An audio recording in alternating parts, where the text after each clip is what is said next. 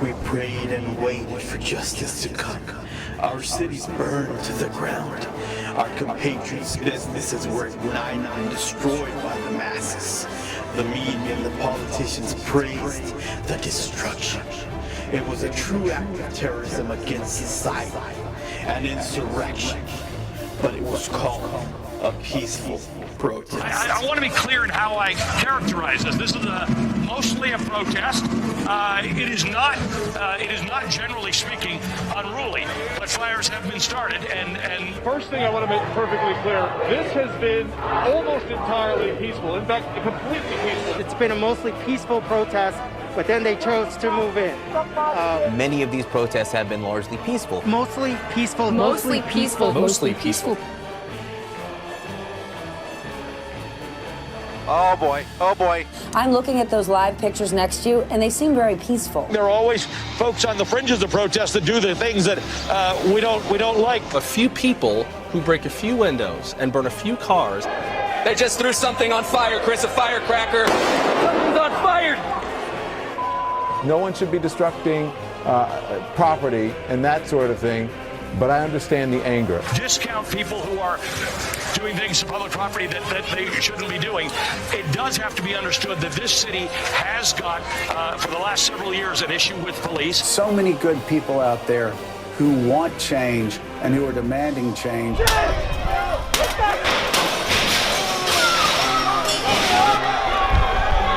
Our country was started because this is how the Boston Tea Party, rioting. So do not get it twisted and think that, oh, this is something that has never happened before, and then this is so terrible, and where are we, and these savages and all of that. This is how this country was started. Gunfire in the House of Representatives sends police and crowds rushing to the Capitol. Disheveled and wild-eyed, a Puerto Rican fanatic, Rafael Miranda, is photographed moments after he and a fellow terrorist, Andres Cordero, had joined with Lolito Lebron in pouring more than 20 shots at the crowded House floor. 5 congressmen are wounded in the murderous attack. In 1983, a communist group bombed the Senate in response to the invasion of Grenada. Susan Rosenberg, she was involved in the bombing of the Capitol building in 1983. She was eventually captured a year later. She had over 700 pounds of plastic explosives, firearms, and thousands of fake IDs in her possession. She had also been involved in other terrorist attacks and involved in the murder of a couple of security guards during an armored car robbery, and Bill Clinton commuted her sentence on the last day of his term as president, and she is now free and works for a group called the Thousand Currents, which is a fundraising arm of Black Lives Matter. She's very well paid. She goes around speaking at colleges and universities. This is an actual terrorist, and the Democrats love her. Though the townhouse explosion slowed them down, Weatherman survivors burrowed underground and carried on, eventually claiming responsibility for dozens of bombings. Ladies and gentlemen, welcome back to Rebellious Voice. This is Hernandez.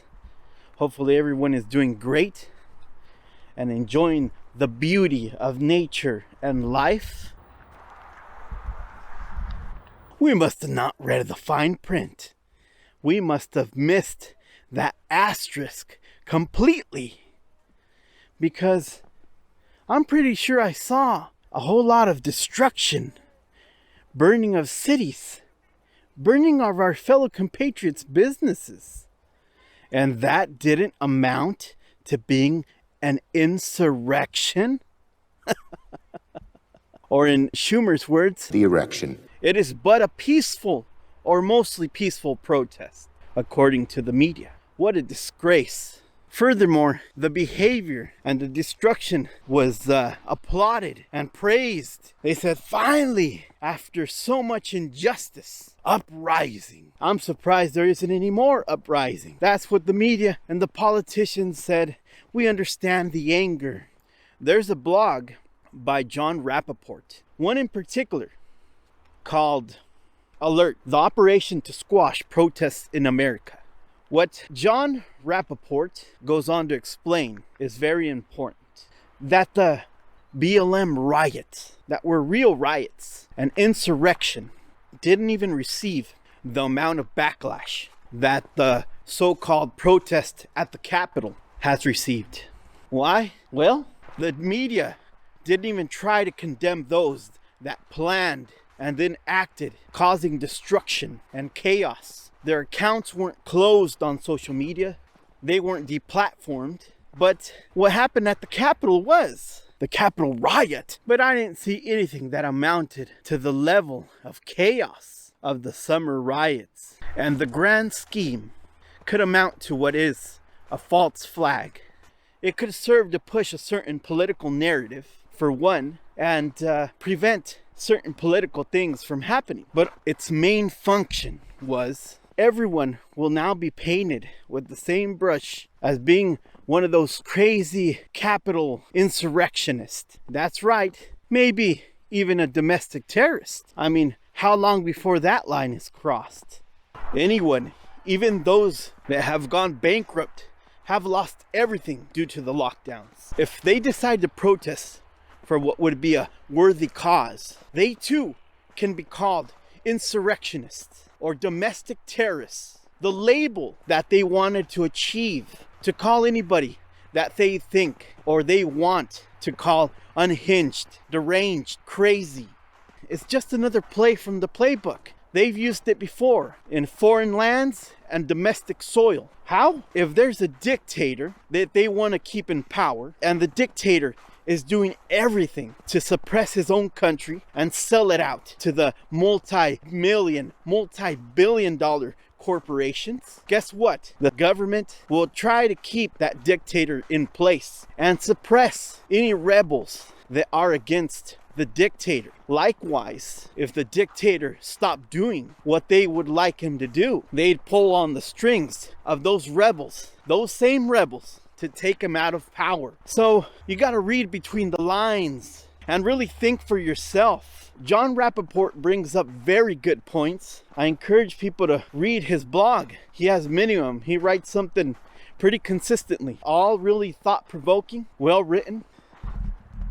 You know, here in the States, we've become very accustomed. We've taken our freedom for granted for such a long time because we've had that freedom. But you know what? At some point in time, we had to fight for that freedom in order to have it. You know, in other countries, they get treated like crap and they're used to it. But guess what? They go back out there and protest, question the authorities, question the government, and they're out on the streets. If the government strong-handedly does something, they come back. They come back and fight for freedom some more because they have nothing else to lose. They have more freedom to gain. And little by little, they gain their freedom. But here in the US, we go out there and protest one time. We're out there on the streets one time. We fight for something one time. And the government hard-handedly does something. And we're like, oh, well, I guess that's that. It's like going out to exercise. And because we don't lose 10 pounds on the first run, it's over. No, it's not over. We can't let freedom die this way. You may not see the resistance, but it's out there. As the Corbett report says, the dinosaur mainstream media is not showing you what's really happening out there. You gotta look for it. And luckily, it's on places like LBRY.TV, Odysee.com, and the platforms that still continue to promote freedom and call out censorship. So go out there and share that information with others. And if you're a content creator, what the heck are you doing still on YouTube? No, diversify like you would financially. You diversify so you don't risk it, because guess what? At some point in time, you might face the same thing that the so-called conspiracy theorists face, which, by the way, they've been right. And things are starting to come to light from the experts, from the hand-picked experts. But the media doesn't show you that. It's an active fight for freedom. So don't give up. Don't feel like it's over. It's not over.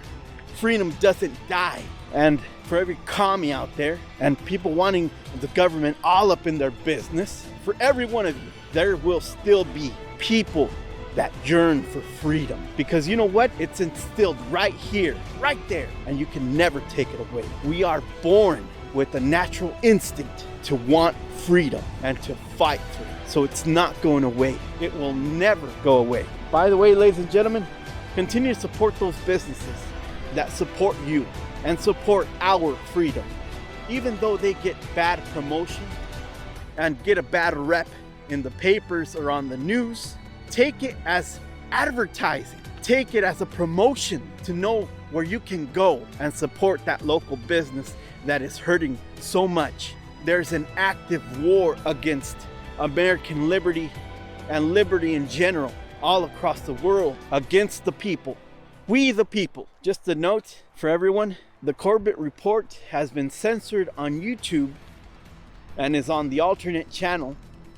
But soon, we might not see the Corbett Report, but you can find it on his website and or LBRY.TV, Odysee, the same place you can find those that question, that decide to think for themselves, and the many thousands, hundreds of thousands of experts that haven't sold out and want to share information about freedom and about hope. Again, ladies and gentlemen, study, read, and draw your own conclusion. Thank you. See you next time.